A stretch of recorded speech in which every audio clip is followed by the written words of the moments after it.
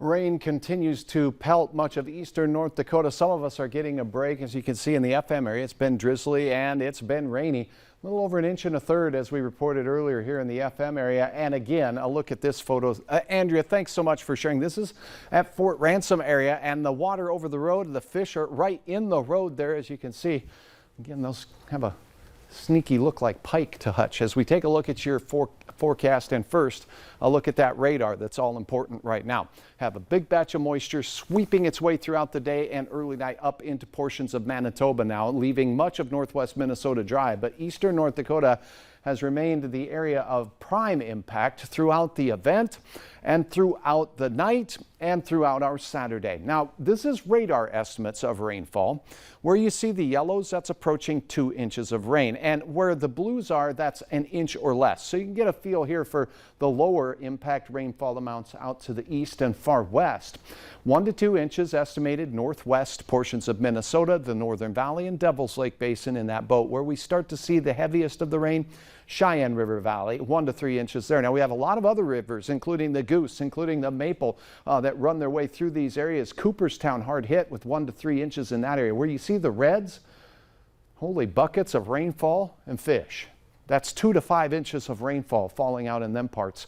That's in the James and Cheyenne River Valley. Keeping in mind the Cheyenne River Valley starts right about here, winds its way through Valley City before turning northward at around Lisbon, heading up into Kindred and Harwood.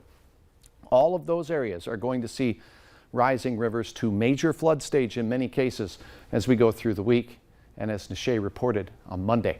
Heavy rain continues along the Highway 2 corridor west of Grand Forks. So western Grand Forks County, Nelson County, right into Michigan, the Valley City area continuing to see rainfall. Here's the bottom line and what's ahead.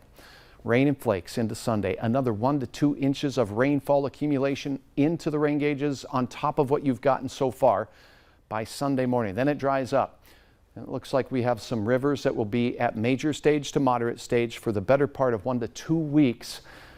But the good news, Hutch has to report, is that we finally get a long stretch of dry weather. Let's take a look at a few river reports. Here's that Cheyenne River at Valley City saying it's a problem. We've rose into the major flood stage. It's expected to crest near 18 feet before kind of gliding slowly downward.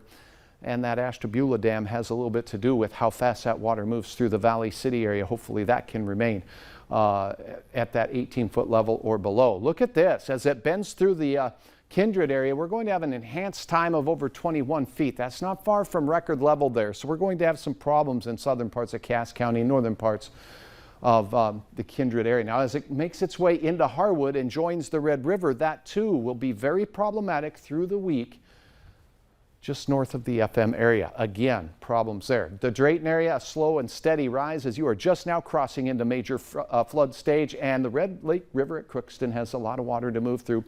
25-foot crest expected this time. That last one was over 27 feet. Right now, we got a lot to talk about. Mid-40s, north-northwest winds at 13 miles per hour. And it's a cool and gray day, but even cooler off to the west. Where you see the blues, a flake or two mixing in at times. Hour-by-hour forecast. Check this out. Eastern North Dakota will be the primary zone of heavier rain. We'll have passing showers in western Minnesota. A few snowflakes mixing in during the overnight hours could accumulate to maybe 1 inch for a few of you. Other than that, we start the day with sprinkles, and they rapidly dry up and move off to the east as we have northwest winds throughout the day. It'll be cold, it'll be blustery, and I said up to 1 inch, maybe 2 in isolated spots, mainly in eastern North Dakota. Less than that as we cross over the river into Minnesota. So this system is almost done. By mid-morning tomorrow, it should be out of here. We'll be rising only into the 40s as we dry out in the mid-morning hours here in Fargo, but it'll be gusty. Hold on to your hairdo out there. Gusts over 30 miles per hour.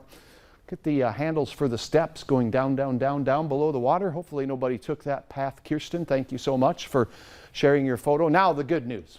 48 Monday. That's a cold start to your day, and you're freezing for many, but the 50s return Tuesday and Wednesday, and how about 60s to near 70 by next weekend? Nice. I hope that holds. That'll be a nice Saturday. That would be, and it'll give people a break after dealing with so much from this flooding. It's going to be a long week. Yes. Yeah, absolutely. All right, thanks so much, Hutch.